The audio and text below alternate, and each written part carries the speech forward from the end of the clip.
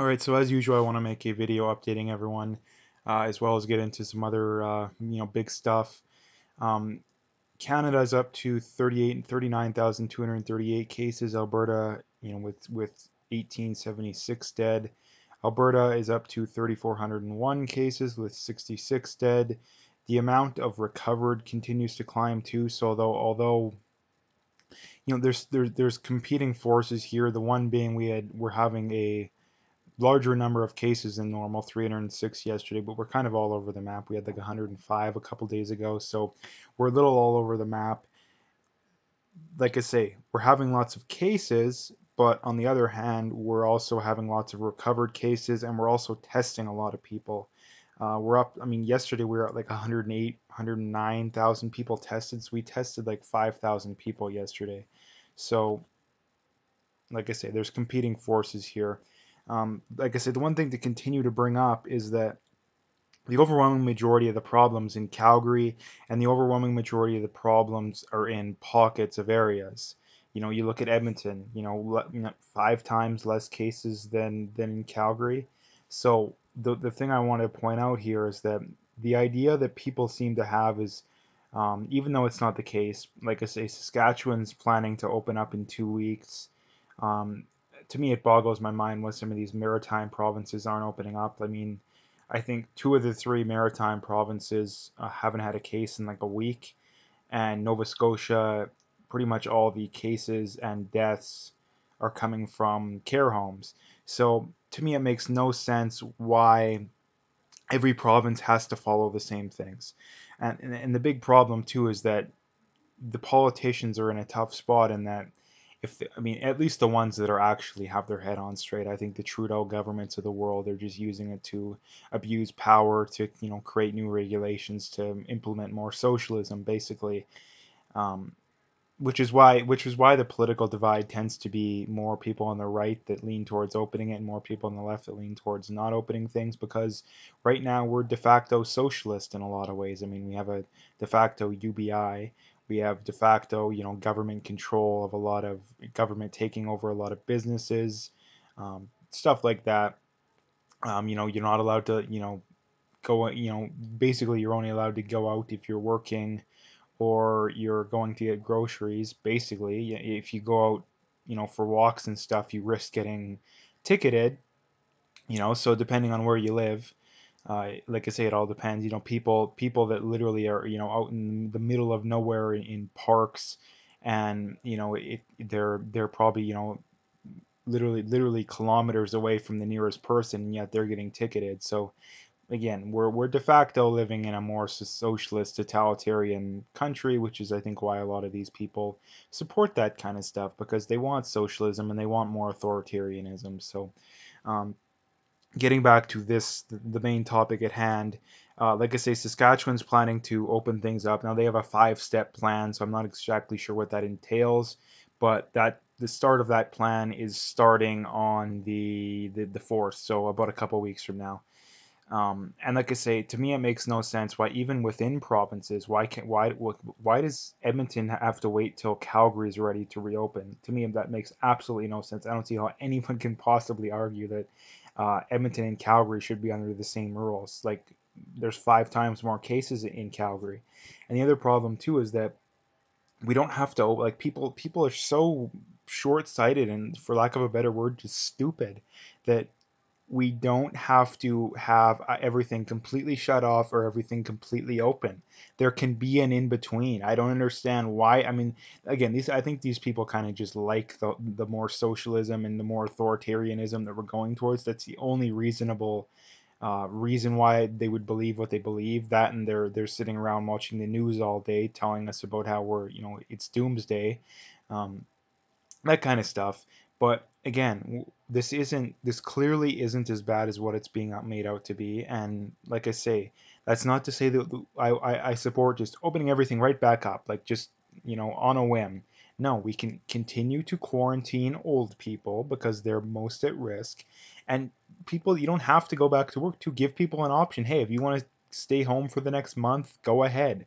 But the idea that we have to force everybody to do the same thing, to me, is it's incredibly draconian and authoritarian. And that's the thing that you really can't stand about the leftist, more socialist ideologies, is that you can't have freedom, you can't have capitalism within socialism, but you can have socialism within capitalism.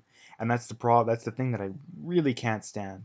Um, this is from, well, AOC, Ben Shapiro, but also Fox News. So basically, AOC was celebrating the oil crash when it went below zero a few days back. And again, this goes to show just how short-sighted and idealistic, and basically how big of an a-hole these people are. And that, I mean, you do know that there's millions of jobs tied up in the industry, either directly or indirectly. You do know that a lot of those people are people you're trying to sway to vote for you too. Like, it just goes to show just how, again, just how entitled and out of touch with reality that they actually are too. And like I say, it's not that the other thing, like the thing to point out too, is that the oil prices going below zero wasn't a function of the free market. If the free market would have been acting this whole time, the entire economy wouldn't have shut down, which means oil prices would have been down, but not nearly as much as they were. And so people trying to say, oh, this is why we have to get off oil. Well, yeah, oil would have went down definitely, but if the free market would have been controlling things all along, the entire economy wouldn't have shut off, and by definition, oil prices wouldn't have gone as low because more people would still be using oil. So again, I just wanted to point that out.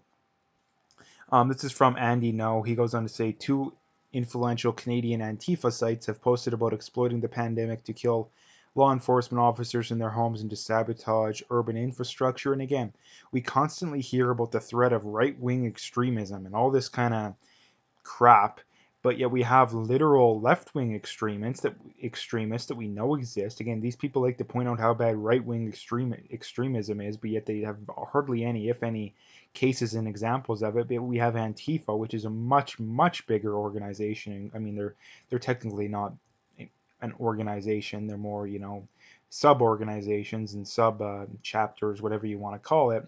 But again, they're posting on social media and all this kind of stuff about this kind of stuff. And are these big social media sites banning them? No, they're not banning them. But if you point out, if you know uh, point out that the World Health Organization has been wrong about pretty much everything up to this point, YouTube will shadow ban you. Facebook is considering, taking people down, even though the World Health Organization was the one that was pretty much wrong all along. So again, it's just total backwards think the way we run things nowadays. This is from Dinesh D'Souza. The reason I refuse to let it go regarding the bogus virus models is that they were the basis for the comprehensive shutdown. Hospitals are going to be overwhelmed. Well, they're not, and now they're paddling the death numbers to cover their tracks. Again, this is the problem here, is that like I say, the reason why the shutdown was to happen was to, number one, to quote unquote flatten the curve and to prevent hospitals from being overwhelmed. Hospitals clearly aren't overwhelmed, even in the worst hit areas within Canada. I mean, they're definitely not underwhelmed, but I've heard tons of examples of hospitals being underwhelmed, from people I know and from people that have been in hospitals recently. Some pretty big hospitals in Alberta. And again, like, I'm not seeing this kind of thing. You do see some stories of people saying that they're very busy, but most of the stories I'm seeing, it's the exact opposite. And you see, look at this in the States too. You have hospitals that are all at the risk of having to shut down because there's not enough people there. So again, this even in New York, the governor wanted X amount of ventilators, and Trump gave them quite a bit less than what they wanted, and they were all mad about it. And then, oh, you're gonna cause people to die, and they needed less ventilators than Trump even sent them. So again, the numbers have grossly over predicted what's going to happen, and you can't debate this too. Like, if you want to debate on when we should reopen things, how things should be reopened, fine, but you can't debate that it hasn't been nearly as bad as we thought it was going to be. You can't. There's no debate on that. So again, I just wanted to point that out. The last thing here, this is from Dan Bongino. He goes on to say, just found out that a friend of mine I knew from the neighborhood hung himself after being let go from his job. But yes, you stupid people are telling us to all shut it down or people will die. Keep lecturing us from your faux high ground. Pardon my language, but F you. And again, like I pointed out too, like in the city I live in, suburb of Edmonton, there's been more people that have committed suicide than have died from the virus. And not only that, I think there's actually almost twice as many people. Again, and the idea of closing things down in everywhere in this whole one size fits all globalist mentality, which is another reason why I think that the left supports this kind of stuff, is that they support government being as centralized as possible. They want it being a big, giant, centralized thing. On the right, you want things to be as decentralized as possible, which means you want a city or even a small town to be like, hey, we haven't seen a case, or the amount of cases we've seen has been tiny. There's no reason to shut down our local economy. And like I say, that's the right wing point of view. The left wing point of view is to have, you know, the federal government running things from a castle, in the hilltops kind of thing. And like I say, it doesn't make any sense. It doesn't make any sense. Like, you can't look at me with a straight face and be like, yeah, more people are committing suicide from this than are dying from the actual virus, and still tell me that it's a good thing that we have everything completely shut down. You can't honestly in good faith make that argument. If you want to make the argument in the New Yorks of the world, maybe in a place like Calgary, maybe. But the vast majority of everywhere else, it's absolutely insane that we're continuing to keep things shut down. I think, like I say, I think the best way of going about it, apparently Alberta is coming out with their plan of reopening things next week, so I'll be interested to see exactly what that is. But like I've been saying for more than 2 weeks now, um, we should, I would say, first, second week of May, we should start slowly opening things up. Like I say, young people, keep old people quarantined too. Keep old people quarantined and give people the option too of being like, hey, if you want to stay home for another month, go ahead. Buy some masks, get some gloves, you'll be good to go. And another thing too is even people who do go back to work, it still is a good thing. We should encourage people to wear masks, to wear gloves, all that kind of stuff. Um, and like I say, by the end of May, things should be pretty much back to normal, aside from maybe keeping seniors' homes quarantined and, stuff like that. But for anybody under the age of about, I don't know, 50 to 60, there's absolutely no reason why they can't go back to work at some point in May. People seem to accuse me, oh, you want everybody to die. You want to go back to work, everybody to go back tomorrow, everything to be right back to normal tomorrow. No, it's not what I'm saying. That's never what I've said.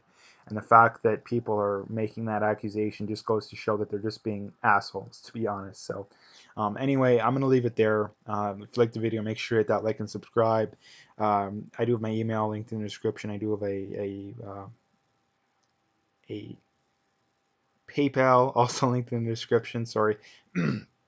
Also check out my BitChute channel. Again, YouTube's going to ban me at some point, so check me out there as well.